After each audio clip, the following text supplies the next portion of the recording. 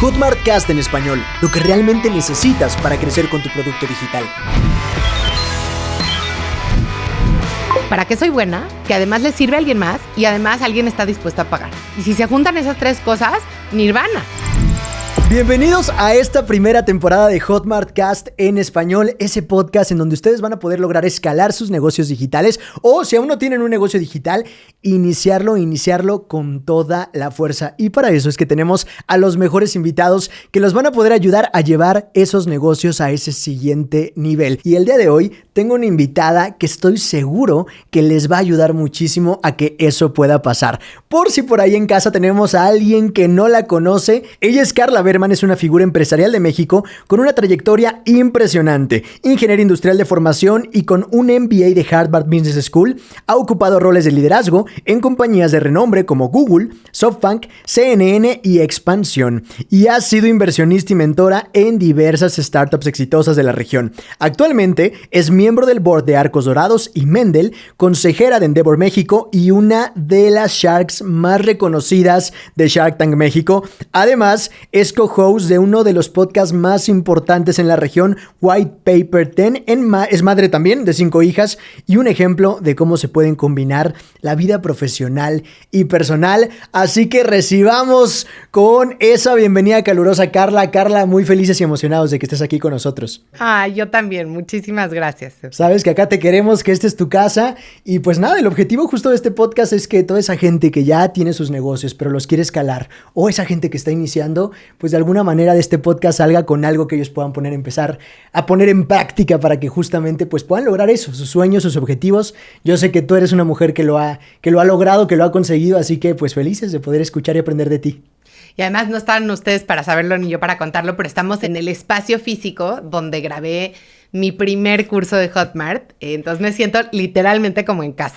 No, ya hace muy poquito. Pero Carla, me gustaría iniciar ahora sí que desde el principio. Cuéntame. Saber un poquito de tu historia, saber un poquito de ti. Digo, creo que ahorita sobre todo, ¿no? Te hemos visto en varios podcasts, en varios lugares, conociendo un poco de tu historia, pero no sabemos cómo ha sido el contacto de Carla hacia la parte digital. ¿Cómo inició? ¿Cómo empezó? ¿Por qué empezaste a crear contenido en redes? Y vienes también de un mundo tal vez un poco más corporativo. Entonces, sí. ¿Qué pasó?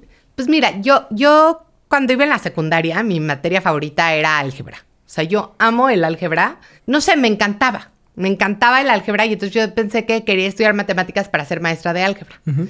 Y cuando me enteré qué mal se pagaba a los maestros, no solo en nuestro país, ojalá fuera solo en nuestro país, pero en el resto del mundo, yo sí, mi mamá y mi papá me metieron mucho desde muy chica que tenía que tener una carrera que me dejara vivir como yo quisiera, ¿no? Entonces dije, no, pues ya será en otra vida, o siempre tenía esta idea como ya que haga buen dinero voy a poder hacer de hobby ser maestra en alguna escuela o así. Y ya me fui a estudiar ingeniería y empecé en el mundo digital de una manera muy chistosa, porque yo realmente no tenía cero interés en el mundo digital. Imagínate que me acuerdo perfecto que yo vi una película que se llamaba The Net. No sé si alguna vez la viste, con Sandra Bullock. No. Es una película noventera. Okay. Es un thriller muy bueno. Y empezaba el internet en esa época. Uh-huh. Y esta película se trataba de una mujer que era muy solitaria, muy ermitaña y que todo lo hacía por internet. Hoy la veríamos y nos moriríamos de risa, pero en ese momento pedir una pizza por internet era así como, claro. Oh my God, era una super nerd, ¿no? Y al final la matan o no la matan, no me acuerdo. Es muy buena la película, pero me acuerdo que salí de la casa, del cine con mi mamá y me volteé y le dije, con mucha seriedad, mamá, yo nunca voy a usar el internet, ¿no? Estaba súper segura de eso. Sí, ese comentario no envejeció muy bien, ¿no? Y el otro momento que me acuerdo que también tenía yo como un rechazo muy fuerte por lo digital es que cuando me casé empezaban a salir las Blackberries. Okay. Y a mi luna de miel yo me llevé, de hecho me acuerdo, alguien me prestó un iPod se llamaban, los de música. Sí. Yo decía, ¿yo para qué quiero tener 100 canciones? Se podían 100, imagínate, claro. O 150. Y llevaba un libro, una novela, que no me acuerdo, se llamaba Present Value, imagínate, no es muy buena, no la lean. Pero esa novela como que contaba la historia de los esposos y cómo el esposo todo el día veía su Blackberry. Y yo me acuerdo que yo me volteé con mi esposo y le dije, júrame que nunca vas a tener una Blackberry. Bueno, ahora la adicta al celular soy yo. Pero a lo que voy es que yo no soy esta típica niña que desde chica le encantaba deshacer computadoras. Cero. ¿no? O sea, siempre lo vi como una herramienta. Obviamente soy muy buena en Excel, o sea, no me cuesta trabajo, pero no es algo que me interesara demasiado. Y en la maestría apliqué a un trabajo para venir a trabajar a Grupo Expansión y yo quería hacer revistas. Me encantaban las revistas. Resulta que cuando regresé de la maestría estaban lanzando sus primeras páginas web, algunas propias y algunas estaban comprándolas y querían gente que aprendiera de internet. Okay. Y así fue como empecé como directora o gerente de clasificados para una página que acaban de comprar que se llama Metros Cúbicos. Pero la verdad es que yo lo veía como algo transitorio en lo que ya me daban un trabajo de verdad haciendo revistas. Ok, o sea, ese fue tu primer contacto Sí. apenas con lo digital. Sí. ¿Y de ahí qué pasó después? Pues nunca hice una revista y de ahí toda mi carrera ha sido en el mundo digital, pero siempre del lado corporativo. ¿A qué me refiero? Pues siempre estuve en Google, bueno, estuve en Expansión muchos años lanzando sus sitios web, luego estuve en Google, luego estuve en una startup que se llama Yalo y después de eso me tomé un año sabático y me invitaron a Shark Tank. Y entonces dije, bueno, pues yo creo que ya que estoy en Shark Tank, quiero hacer alguita, cositas digitales. De hecho, mi página de Instagram es Carlita Berman porque yo había cerrado mis redes. O sea, yo tenía redes como cualquier hijo de vecino. Sí, sí, sí. Y me acuerdo que sentía que me quitaban tiempo y foco y así. Entonces la cerré. Entonces Carla Berman ya no estaba disponible. Claro. Porque la cerré y como que, no Sí, sé, lo nunca la perdiste pude en ese recuperar. momento. Entonces por eso se llaman Carlita Berman. Y ahí fue cuando empecé a hacer algunos experimentitos y me di cuenta que lo que más me gusta hacer, volviendo a la historia de la secundaria, es enseñar. O sea, previo a Shark Tank no movías tus redes. No, cero. Hasta Shark Tank Cero. es cuando empieza como esta... Sí, cero. ¿Y cero. todo este trabajo empezó de manera intuitiva o estabas como ahí? Pues yo veía lo que los diferentes Sharks hacían, tanto en México como en otros países, y algunas cosas me gustaban y algunas no. O sea, como que hacían mucho promoción del tuning. Yo decía, pero ¿cómo hago que la gente que venga encuentre algo de valor? Y me pasaba que de pronto, cuando veía los capítulos con mis hijas en la casa, me preguntaban, a ver, explícame eso que dijiste, ¿por qué lo dijiste? ¿No? Okay. O sea, ¿por qué le preguntaste? Me acuerdo, creo que la primera que me preguntaron fue una chava que vendía agendas. Y entonces le pregunté cuál era su tasa de recompra. Y una de mis hijas viéndolo, ahora ya no quieren ver los capítulos conmigo, ¿verdad? Pero bueno, en el principio estaban muy emocionadas. Me dijo, ¿qué es tasa de recompra y por qué le preguntaste?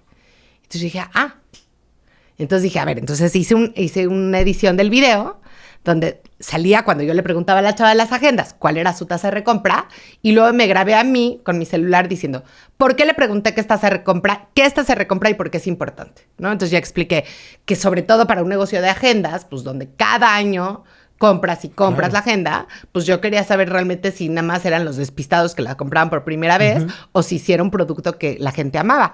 Y le fue muy bien ese video, ¿no? Y en otro video igual, como que salieron dos chavos y me dijeron, yo soy el hipster, yo soy el hacker, y yo les pregunté, ¿y dónde está el hustler? ¿No? Porque en un startup siempre debe haber un hacker, un hipster y un hustler. Y entonces dije, a ver, ¿qué son estos tres personajes y por qué son importantes y cómo pensar en tu empresa? Y me encantó hacerlo. Y entonces dije, esto es lo que voy a hacer. O sea, yo voy a tratar de explicar por qué pregunto lo que pregunto y tratar de enseñar un concepto que creo que puede servir para mucha gente que está emprendiendo o que tiene un negocio o que trabaja en un negocio. Claro, o sea, al final encontraste como ese canal para educar, que era lo que a ti te gustaba, sí, ¿no? Y que en te ese momento apasionaba. todavía no lo veía así, ¿eh? O sea, como que nada más estaba pensando, a ver, era yo la Shark con menos followers. Creo que me acuerdo perfecto que en el lanzamiento de la primera temporada, yo tenía como 1,500 followers, haz de cuenta. Porque mi mamá me tagueaba en cosas y pues mi mamá es muy famosa y, ¿no? Entonces empecé, la verdad, con un poquitito más que a lo mejor alguien que empieza desde cero. Y luego Oso Traba me entrevistó. Y cuando fui a la entrevista de Oso Traba, me asusté muchísimo porque pasé de 1,500 a 7,500, haz de cuenta. Y no podía dormir, o sea, me puse a poner muy nerviosa, ya sabes. Y luego cuando, o sea, salió la conferencia de prensa de que íbamos a estar Shark Tank, no sé qué, y el día del lanzamiento estaba yo con Oso y con Tavo y vinieron así corriendo y me enseñaron, me dijeron, mira, 9,999 followers. Wow.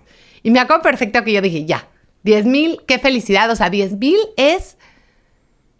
Es mucha gente, un auditorio nacional. Exacto. Justo estaba pensando, un auditorio nacional. Sí, no lo dimensionas hasta que muchísimo. ya lo ves en un espacio físico. Dije, ya estamos. Claro.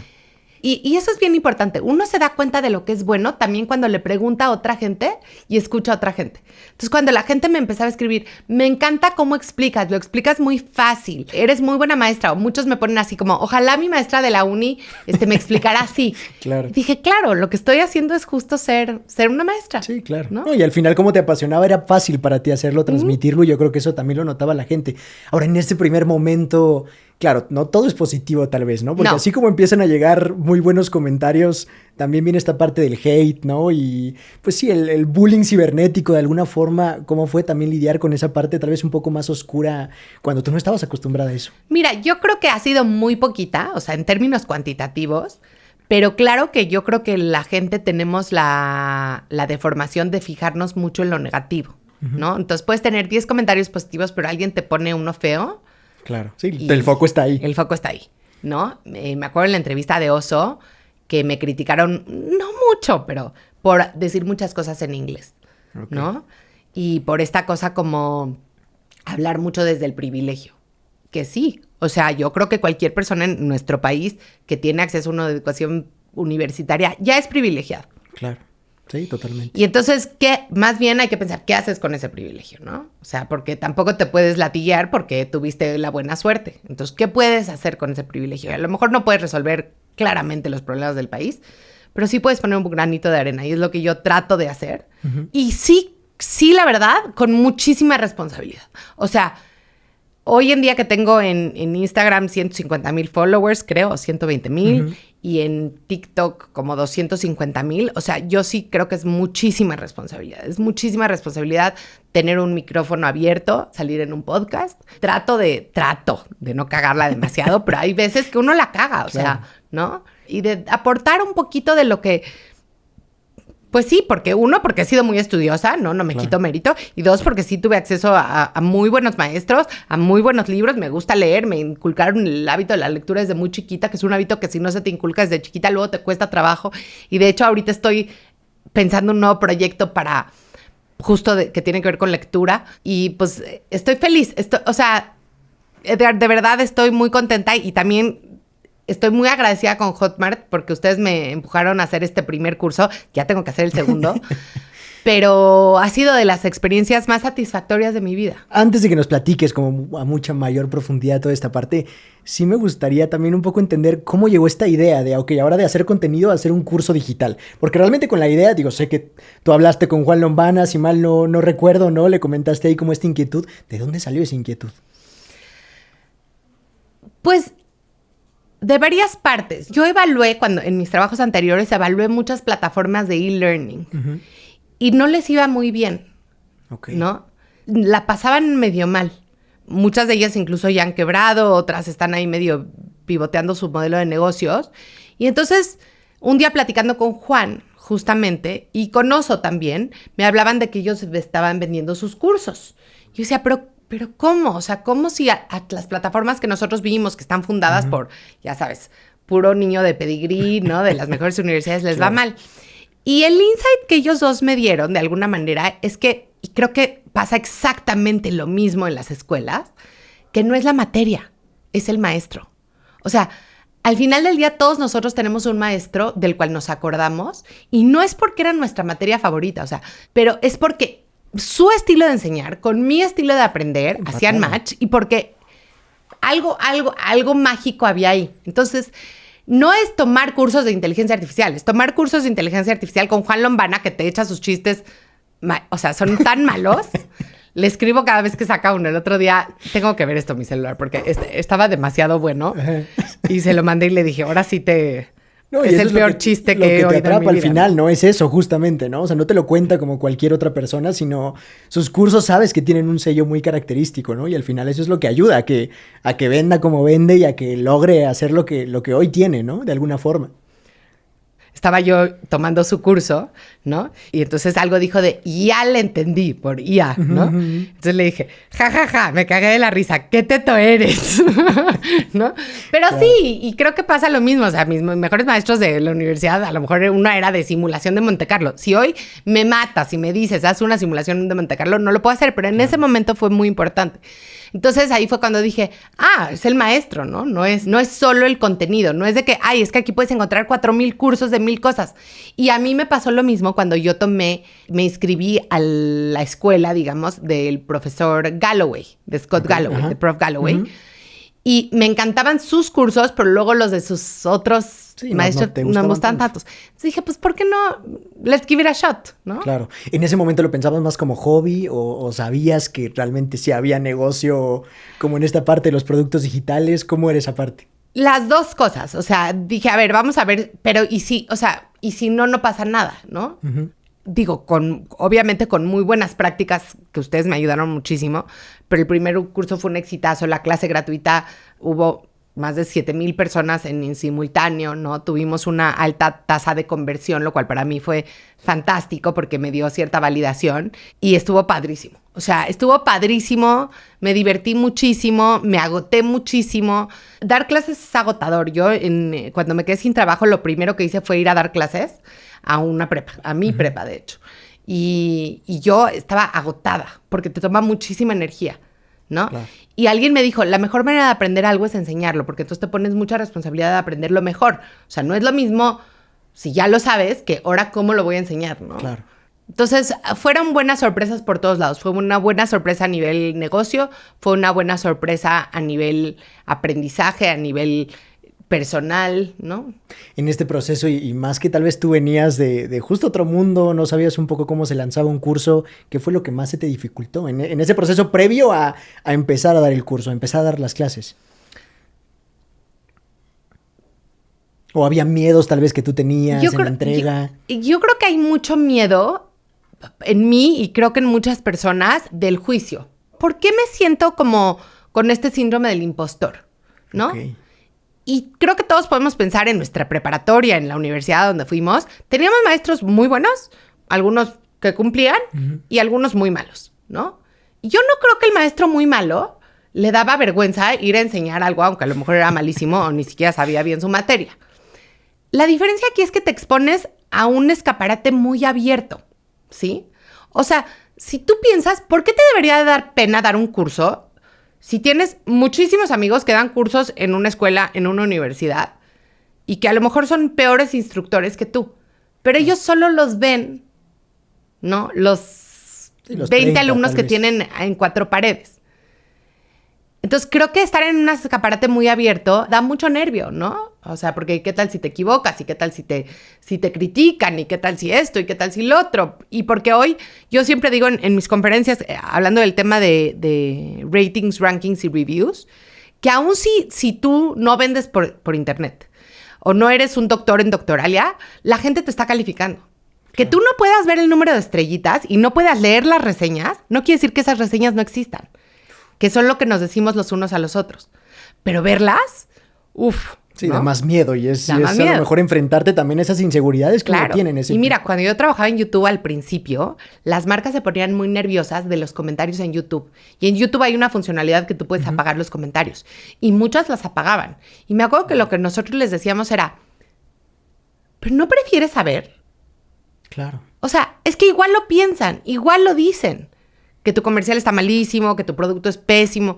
¿No prefieres, aunque sea saberlo? Sí. ¿No? Y es feedback que te va a ayudar a crecer también, ¿no? Como emprendedor, como maestro, como lo que sea, ¿no? Y trabajando en Google recibí a lo largo de los años muchísimas llamadas de amigos, de amigos, de amigos, de amigos, de conocidos, de amigos, que me hablan y me decían, oye, yo tengo este restaurante en la Roma y es que estoy muy mortificado porque me pusieron en Google My Business, ¿no? Que es, ya sabes, una reseña terrible. ¿Me ayudas a bajarla? Y yo les decía, no can do, ¿no? No se puede. Y le decía, la mejor manera de borrar una reseña mala es enterrándola en reseñas buenas. Claro. O sea, si tú tienes 600 reseñas y 400 son buenas Y tienes 25 que dicen que eres malísimo, e incluso le da legitimidad. Claro. Sí, el foco no va a estar en esa reseña Claro. negativa, sino en todas las otras positivas. Entonces, abrirte a tener esa posibilidad de agarrar ese feedback y crecer. Y bueno, exponerte en este escaparate te da esa posibilidad de escuchar el feedback mucho más directo, de ver la gente que dice, uy, está pésimo, nada más resumió 4 libros. Pues sí, en parte sí, porque pues yo no soy una gurú, yo lo que soy una buena maestra. ¿Tu maestro de física en la escuela no te resume los libros o cómo? Claro. Si fuera el premio Nobel estaría en otro lado, no en la prepa enseñando tiro parabólico, ¿no? Y la verdad es que yo sí creo que hoy en día, si tú tienes un talento y no lo compartes con el mundo, eso es un acto de egoísmo. Uf. Habrá, obviamente, cosas que no se quieren compartir, ¿no? La señora que no te quiere dar la receta de su pastel. Claro, si tiene un negocio, sí, lo que sea. Aunque incluso ella, ¿no? Entonces, compartir tus talentos es un acto de generosidad también, yo creo. Y sí creo que me he hecho de un talento de ser buena vendedora, ¿no? Claro. Y es una cosa que le cuesta mucho trabajo a la gente. Entonces, ¿por qué no compartirlo? Y obviamente, ¿por qué no en el camino también que sea un buen negocio para mí? Claro. ¿No? Ahora, en este punto me llama la atención. Dices, eres una buena vendedora, pero también eres buena en muchas otras cosas, ¿no? A nivel corporativo. ¿Por qué elegir o por qué tomar la decisión de que el primero sea de ventas? Bueno, eso fue una decisión que ustedes me ayudaron a tomar. Yo tenía ciertas dudas porque siento que en cosas de ventas hay mucho charlatán, ¿no? Y hay mucho bla, bla, bla. Pero al final del día hicimos una encuesta con mi base de suscriptores y seguidores y nos dimos cuenta que este era un tema en el que, 1, ellos tenían un apetito y 2, me veían a mí como una experta. Y digo experta entre comillas, ¿no? Y entonces pensé, pues vamos a darle, ¿no? O sea, porque ahí tú también tienes que empatar la oferta con la demanda. A lo mejor yo quiero dar un curso de cómo meditar mientras contesto emails y nadie lo quiere tomar, ¿no? Entonces, ¿para qué lo doy? Entonces, creo que es muy importante entender lo que la gente quiere y para lo que tú eres buena. Ese es el famoso Ikigai, ¿no? ¿Para qué soy buena? Que además le sirve a alguien más y además alguien está dispuesto a pagar. Y si se juntan esas 3 cosas, nirvana. O sea, qué fantástico, ¿no? Claro. Porque entonces, pues, puedes vivir o por lo menos tener una parte de tu ingreso de algo que te gusta hacer y que además le estás dejando algo a alguien más. Ahora, hay muchos cursos de ventas. Eso Miles, sin duda, millones. ¿no? Y tú creo que lo tenías muy presente. Y también yo me acuerdo que en esas primeras pláticas decías, sí, yo no quiero justo que mi curso sea charlatanería al 100%. O sea, realmente quiero dejar algo. Para ti, ¿cómo fue como encontrar este valor agregado o esta característica especial que iba a tener tu curso versus los otros que tú también sabías que había en el mercado? Creo que algo que tienen en común la mayoría de los cursos de ventas que yo he visto es que son demasiado selly, son demasiado vendedores. Suena contraintuitivo, pero el mejor vendedor no es el que más vendedor parece. Y eso está bastante bien documentado, ¿no? Okay. Entonces, siento que vender es un poco como amamantar, en el sentido, mala analogía, ¿verdad? Pero es contraintuitivo. O sea, cuando tú tienes un bebé, tú juras, o por lo menos yo juraba, que iban a ser el bebé hermoso, precioso, le iba a hacer yo así, y íbamos a ser los dos muy felices y yo lo iba a alimentar con mi propia leche. La verdad es que no es así. Por lo menos para mí no fue así. Me tuvieron que enseñar. Me lo tenía que agarrar al revés de como yo pensaba. O sea, en vez de agarrarlo así, tenía que agarrar la cabeza aquí. O sea, una serie de cosas que no eran intuitivas para mí. Y me parece que en ventas es un poco igual. Y hay un libro que es de mis libros favoritos que se llama The Sales Acceleration Formula, la fórmula de aceleración de ventas, que escribió el director de ventas de HubSpot, que él es un ingeniero. Y lo pusieron en ese cargo. Y entonces dijo, pues como yo nunca había vendido, dije, pues vamos a meterle un poquito de métricas. Y se dio cuenta de que los que él pensaba que eran buenos vendedores, que eran estos como muy habladores, con mucha labia, muy acá, ¿no? Con el zapato bien boleado, ¿no? Con el speech súper bien ensayado, no eran tan buenos vendedores. Los buenos vendedores eran los que eran más callados, los que eran más curiosos, los que querían entender el problema del otro y los que, chistosamente, no estaban tan obsesionados con el dinero. Wow. Que es totalmente al revés de lo que pensamos cuando pensamos en un buen vendedor. No, es que alguien que de verdad se mueva por la lana. Pues no. Sí, no necesariamente. O sea, no es lo más importante. ¿Qué sí es lo más importante? Yo creo que lo más importante es alguien que escuche. Que escuche y que de verdad quiera resolver el problema del otro. Ok. Y ahora, ¿esto cómo transmitirlo hacia tu curso? Bueno, si entonces, ya tenías claro esa parte. Entonces, ahí lo que hicimos fue justamente primero tratar de bajar las barreras para que la gente quisiera entrar. Entonces empezamos a hablar de vender para no vendedores. Y cómo fueras o no vendedor, estas habilidades y herramientas que yo te iba a dar te iban a servir para cualquier cosa. Porque hoy en día, y esto lo dice Daniel Pink, 1 de cada 9 personas vendemos y 8 de cada 9 personas venden sin vender. Y el ejemplo que más me gusta que él da es el del médico. El médico, yo al principio cuando leí eso dije, claro, el médico tiene que vender su consulta. No. Lo que él dice es, tú vas al médico, ¿sí? Y el doctor te dice, Edgar, para que estés sano, tienes que dejar de tomar café, tienes que tomarte estas pastillas, tienes que regresar cada 3 meses a hacerte un chequeo y tienes que hacer 30 minutos de ejercicio 3 veces a la semana. Uh-huh. Para que el médico sea exitoso, tú tienes que seguir al pie de la letra ese tratamiento. Claro. Te lo tiene que vender. Te tienen que vender la idea, te tienen que vender que regreses en 3 meses, te tiene que vender que tomes las pastillas. Entonces, realmente vender no es más que obtener un beneficio a cambio de resolverle un problema a alguien. No, y lo hacemos todo el tiempo. O sea, justo con los hijos, ¿no? Con los papás, en el trabajo, en la vida personal, en todos lados está al final inmersa esa parte, sí, ¿no? Sí. Ahora, ya una vez teniendo y absolutamente todo esto, ya estando en la posición de las clases, que creo que hace ratito me lo comentabas, ¿cómo fue tener ese contacto? Y aparte, conectado a algo que tenías muchas ganas de hacer desde que eras chica, desde que estabas en la carrera o en la preparatoria. Entonces, ¿cómo fue ya ese proceso de entrega con los alumnos? Fue padrísimo. O sea, a veces los comentarios van tan rápido que no puedes leerlos todos, evidentemente, pero luego bajábamos los transcripts y yo usaba algunas herramientas de inteligencia artificial como para ver los temas en común que tenían y agregarlos en el feedback para la siguiente sesión. O sea, fue un curso que claro que estaba bien diseñado desde el principio, pero también fuimos refinando a lo largo de cada sesión. Fueron 5 sesiones más la gratuita y fue en vivo, lo cual no todos los infoproductores hacen. Me choca ese nombre, se me hace pésimo. Yo no soy infoproductora. Emprendedores digitales. No, tampoco. Maestros en línea. Yo los hice en vivo porque primero el tamaño del grupo que teníamos me parecía todavía manejable y segundo hicimos algo muy padre que vamos a refinar para la siguiente vez, que es que al final de la clase abríamos el micrófono para preguntas. Uh-huh. Y a veces nos quedábamos 1 hora, 1 hora y media más. Lo tenemos que mejorar un poco porque había gente que también se quejaba de que yo luego parecía terapia de grupo. Entonces vamos a hacerlo un poco más estructurado en esta próxima vez.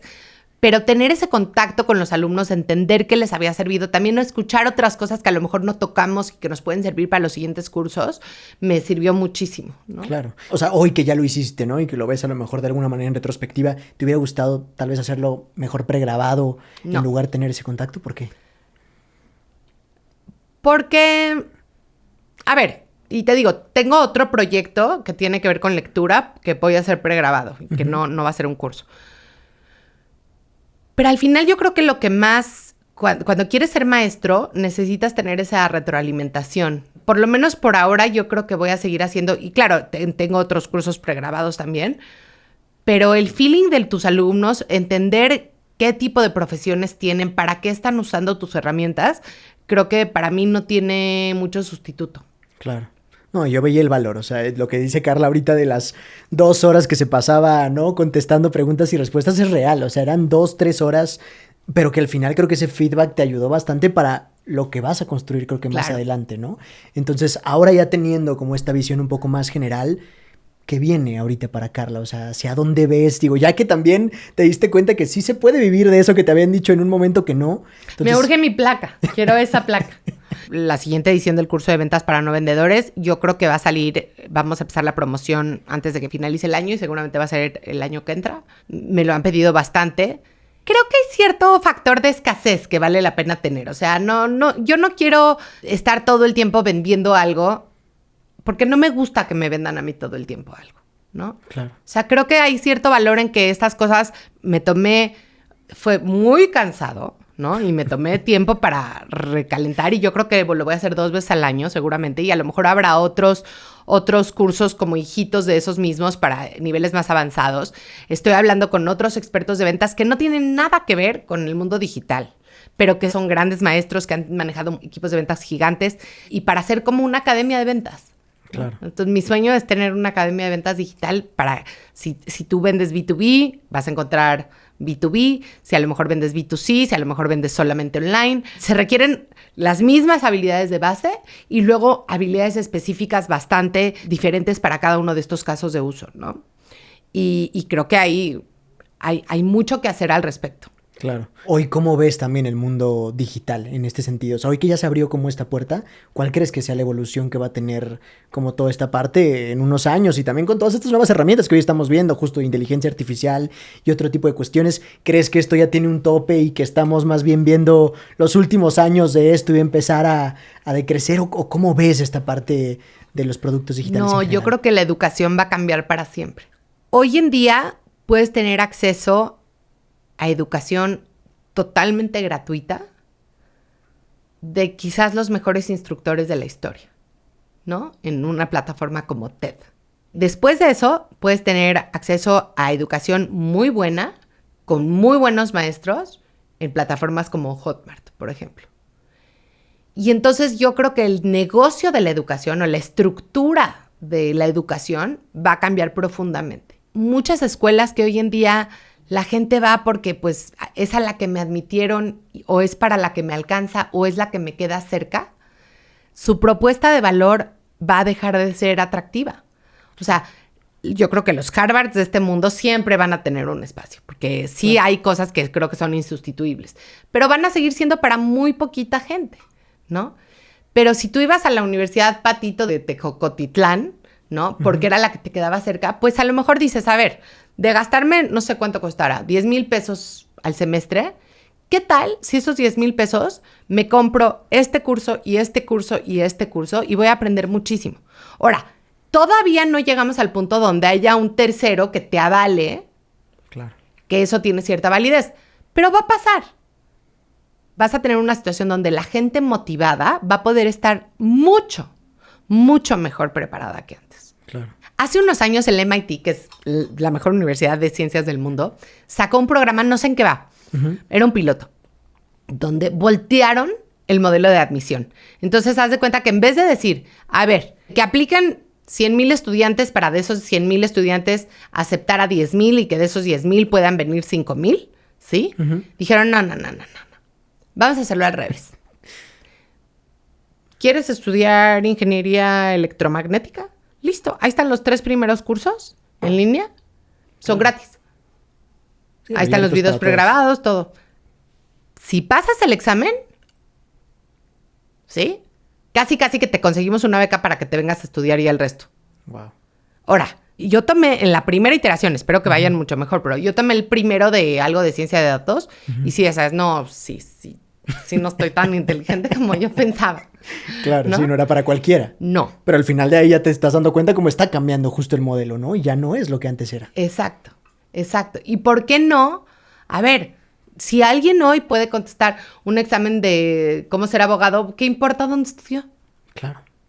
Sí, lo importante es que tengas el conocimiento y puedas hacer... Lo importante es la adquisición del conocimiento, yo creo.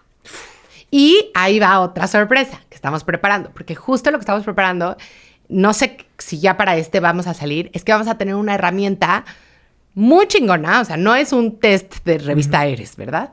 Es un test donde vamos a medir tus habilidades de venta al inicio del curso, antes de que tomes el curso, y luego al final. Me choca decir con inteligencia artificial porque siento que está trillado, pero les juro que sí está buenísimo. Y ahí tú vas a poder ver, sí me sirvió, ¿no? No, escuché de esa herramienta, se oye brutal y creo que va a ayudar muchísimo justo porque creo que es un dolor que mucha gente tiene, entonces sin duda creo que va a sumar. Yo les recomiendo que vayan y sigan a Carla, ahorita nos va a decir cómo podemos encontrarla en redes para que no nos perdamos absolutamente nada, pero Carla, para cerrar justo este episodio, a mí me encantaría, aquí decimos mucho, ¿no? Que mucha gente consume mucho contenido educativo, pero pocas veces ejecuta realmente eso que oye, eso que escucha, ¿no? Eso que lee, cual sea que sea el caso. Entonces a mí me gustaría que pudieras darle un consejo a toda esa gente que nos está viendo, que nos está escuchando, ¿no? Y de algo que a lo mejor sería interesante que empezaran a poner en práctica para poder empezar o escalar esos negocios digitales que hoy ya tienen. ¿Cuál sería ese consejo o esa recomendación que tal vez a ti también te hubiera gustado que te hubieran dado? Les voy a decir la recomendación que a mí me dio Juan Lombana. No la hice tal cual así porque después me los encontré a ustedes, pero yo tuve la fortuna de encontrármelos y de lanzar el curso con ustedes. Pero lo que él me dijo es, a ver, antes de que te pongas a diseñar un curso de 400 sesiones, contrates un diseñador, le metas muchísima publicidad, antes de eso, ¿por qué no agarras y dices, voy a hacer un Zoom de rellena el espacio? O sea, cómo ser mamá trabajadora, cómo vender, cómo conseguir trabajo, cómo portarte en una entrevista de trabajo, los temas que a ti te gusten, ¿ok? Y públicalo en tu Instagram, ¿sí? O hazlo en Hotmart y cobra 100 pesos, ¿sí? Y ve cuántos llegan. Y si llegan 10 personas que te pagaron 100 pesos, son 1,000 pesos que no tenías en la bolsa por 1 hora de tu tiempo. Claro. Y luego les pides feedback, ¿sí? Sí, y esa es la única forma en la que realmente vas a poder crecer y retroalimentar. Lo maravilloso del mundo digital es que tenemos la posibilidad de experimentar a muy bajo costo. O sea, si tú hubieras querido hace 25 años dar un curso, ¿sí? Sí. Tendrías que haber rentado un salón de clases, ¿no? Creado un currículum. ¿Cómo voy a contactar a la gente? Les tengo que hablar por teléfono a cada uno de ellos, ¿no? ¿Cómo les voy a cobrar? O sea, hace 25 años no había ni transferencias electrónicas, ¿no? Entonces tengo que ir al banco y si el cheque ya votó. O sea, hoy podemos experimentarlo a costo casi cero. Claro. Porque, ¿qué crees? Si nadie se inscribe a tu taller. Y no pasa nada. Te juro que nadie te va a venir a decir, ¡ah! Sí, totalmente. No, y se rompen también las fronteras, ¿no? Porque al final ahí estamos hablando tan solo las personas que en el mundo hablamos español, ¿cuántos millones de personas son, no? Entonces... Y eso es bien importante. Y hablando del privilegio y de la suerte, ¿y qué tan importantes son? Todos los que nos están escuchando ahorita, que yo asumo que son hispanoparlantes, tenemos el privilegio de que nacimos hablando español, que es la segunda lengua más hablada del mundo. O sea, imagínate que mis abuelos nacieron en Eslovaquia. O sea, gracias a Dios se vinieron a este bendito país. Porque imagínate, yo podría ser la mejor instructora de Eslovaquia, pero eslovacos solo lo hablan en Eslovaquia. Y en Eslovaquia creo que hay 8 millones de personas. Entonces, pues mi mercado se vuelve así de chiquito. Entonces, hasta en eso hay que tener suerte, hasta para saber dónde nacer. Claro. No, y tenemos ya la ventaja. Entonces, al final, creo que con esto y con todo lo que nos compartiste aquí, Carla, les va a ayudar mucho a las personas que nos están viendo y nos están escuchando a que puedan dar ese paso, que ya quitemos esos miedos, esas barreras. De mi lado, Carla, agradecerte de verdad que estés aquí. No tienes una idea lo feliz que estamos de que trabajes con nosotros y de también ver tus proyectos, porque sabemos que no estás solo aquí por la parte económica, sino realmente tu misión va más allá y es en impactar a muchas otras personas. Y yo creo que la mayoría de la gente que quiere enseñar algo, claro que habrán algunos charlatanes por ahí y hay que ponerle malas reseñas y todo, pero la mayoría de la gente que quiere enseñar es porque realmente quiere aportar un granito de arena. Claro. No, y eso se caracteriza este canal porque sabemos que la gente que tenemos aquí suscrita, que nos escucha y que nos ve, sin duda quiere lo mismo. Así que, Carla, si quieren seguir aprendiendo de ti, si quieren saber cuando vayas a sacar estos otros cursos, que sé que ya está muy pronto a pasar, ¿cómo podemos encontrarte en redes sociales? Me pueden encontrar en TikTok y en Instagram como Carlita Berman, en LinkedIn como Carla Berman y ya. Vayan a seguirla, de verdad, no se van a arrepentir de eso. Carla, de verdad, muchas gracias. Gracias a ti. Para todos los que nos están escuchando o nos están viendo, no se olviden, si nos estás viendo, de activar la campanita, suscribirte al canal para que no te pierdas ningún episodio de esta primera temporada. Y si ya te perdiste alguno, no te preocupes, puedas revivirlos. Todos y cada uno de ellos son increíbles y seguro te van a aportar algo para que desde hoy empieces a ejecutarlo. Y también ya sabes que nos puedes encontrar en todas las plataformas digitales únicamente escribiendo Hotmart Cast en español. Nos vemos en un próximo episodio.